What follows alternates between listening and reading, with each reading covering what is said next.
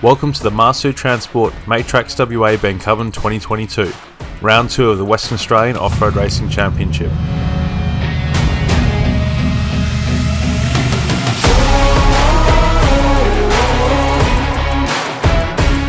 With the delay of the Gascoyne Dash, there was a certain air of excitement and a buzz around the pits that it was great to be racing back in Bencubbin. Absolutely, yeah. The facilities here are really good. You know, the sporting complex and the camping around the oval. Always a good track. Quite flat and fast the track, but you know, it's something a little bit different. Some of the rougher tracks. So yeah, love coming back to Bencubbin. Yeah, it's been a couple of years that we've really missed being here, so it's great to be back. It's always well run by the community as well. They all come out and do what they can for us as well, so it's brilliant. The event organisers WAORRA had also prepared a unique point-to-point format between the towns of Bencubbin and Gavin, which would certainly be something to challenge the 50-strong field of competitors. As the teams lined up for prologue, it was game on.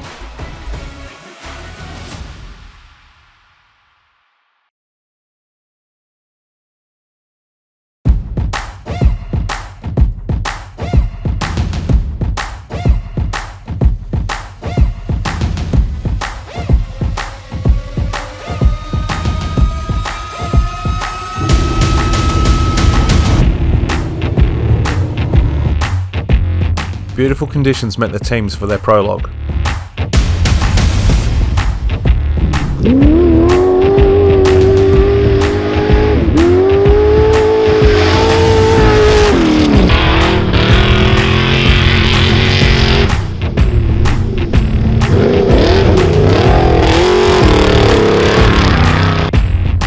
Nice cool weather, clear skies and a light breeze meant that teams had ideal race conditions.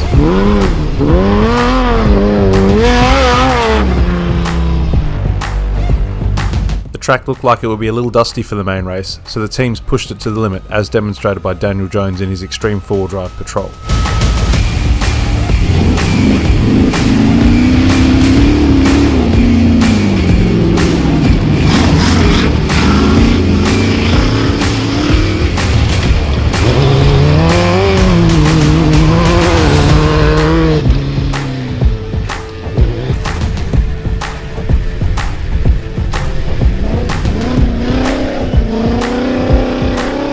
We ride along with Paul Hutchinson as he sets an impressive prologue time on his Polaris Turbo S.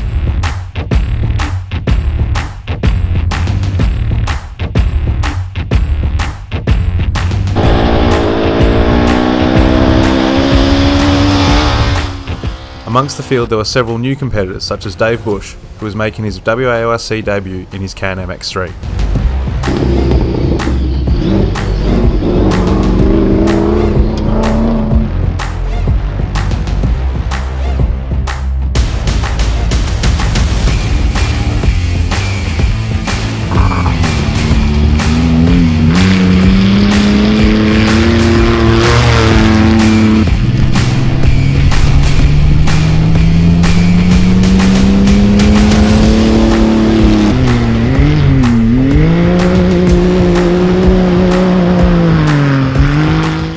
There was plenty of action in the side-by-side pro class as they made up nearly half of the field of 50 competitors.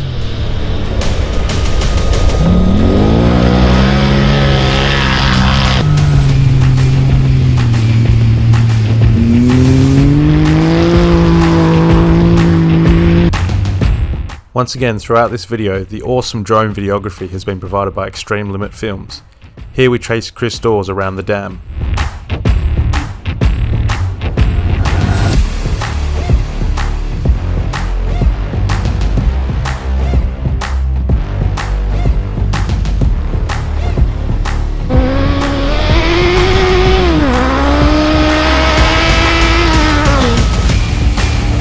Times continued to tumble as each new class hit the track, with it looking like a sub 10-minute time will be needed to take the pole position.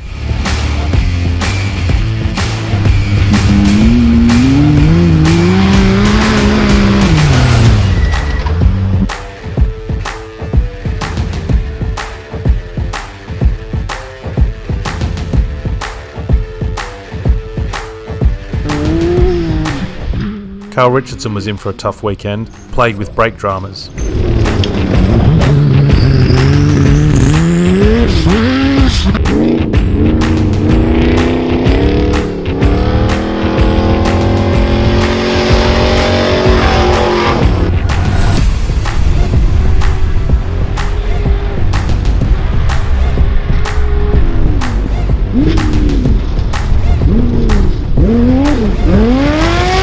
Whilst Adam Trewella laid down a spectacular run on his way to second, Troy Schoen managed to take the top spot just 1.6 seconds ahead.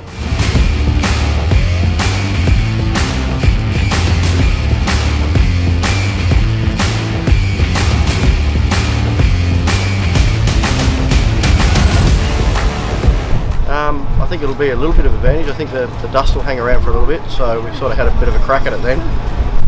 The breeze is picking up, so hopefully that'll help everyone else as well. I think the car with the new engine package and the dyno drive actually helping me get what we need out of it. Hopefully this is a better package than what we've been running. So Schoen, Trewella and Percival were the only three to make a sub 10-minute run, with Wells, Brewer and Krepp placing themselves nicely ahead of the opening section. With such a high quality field, the gaps between the drivers were tight, often coming down to tenths of a second.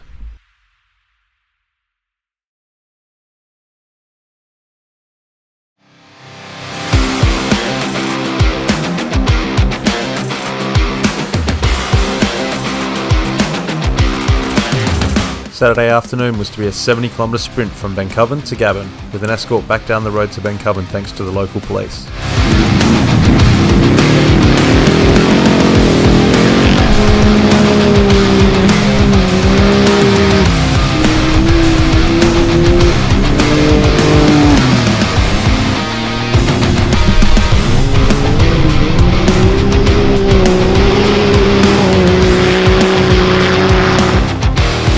This 70km blast was tackled at full tilt by the competitors, with many changes in the running order up and down the field.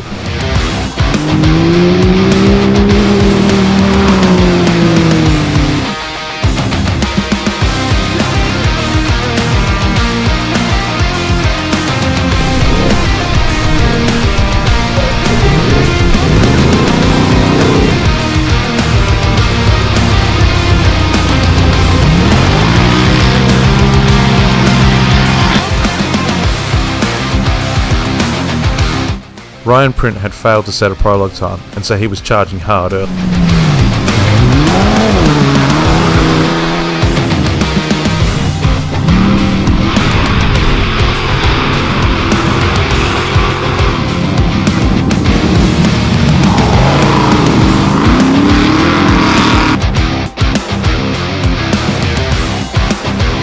The afternoon sun had made conditions a little tricky, but this didn't affect Jared Percival, who flew into Gavin in third outright.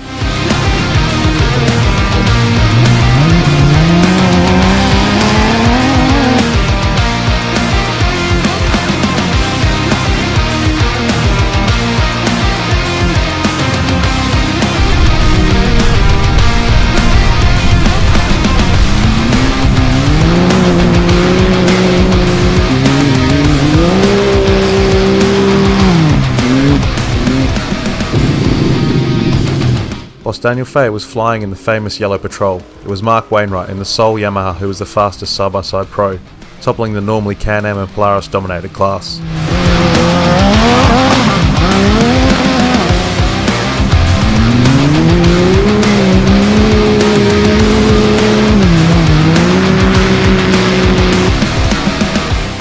Cody Clayton is a young gun making his debut in the sport, setting down some solid times for his first off-road race.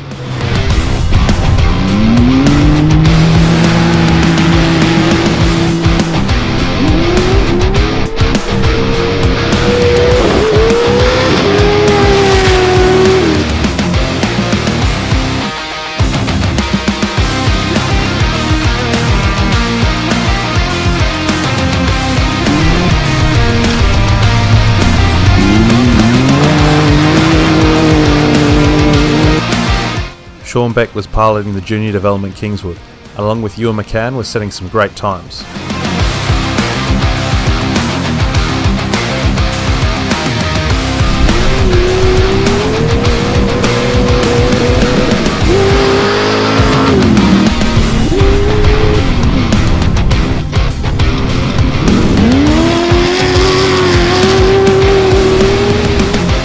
Out in front, it was Troy Schoen who was first into Gavin, but it was Adam Truella who eclipsed his time to take the outright lead by 17 seconds.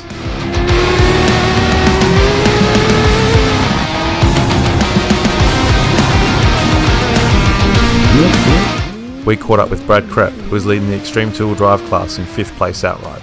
Yeah, we had a pretty good run. The two cars in front of us had mechanical problems, so that meant we had clean air for our run today. So we pushed where we could and yeah, moved up a spot, which is always a good thing. Same again, just push hard. I think we'd like to have a little bit more legs down the long straights. We don't quite have the top speed of some of these other cars down the long straights, but we'll push where we can and see if we can make up a few more spots. The top two appear to have the legs on the rest of the field, whilst Mark Kramer had a brilliant recovery drive after failing to finish prologue. The race is tight. With the big days of racing to come on Sunday, there is a lot more still to play out. Join us for part 2 when we follow the action for the Marsue Transport Tracks WA Bencubbin 2022.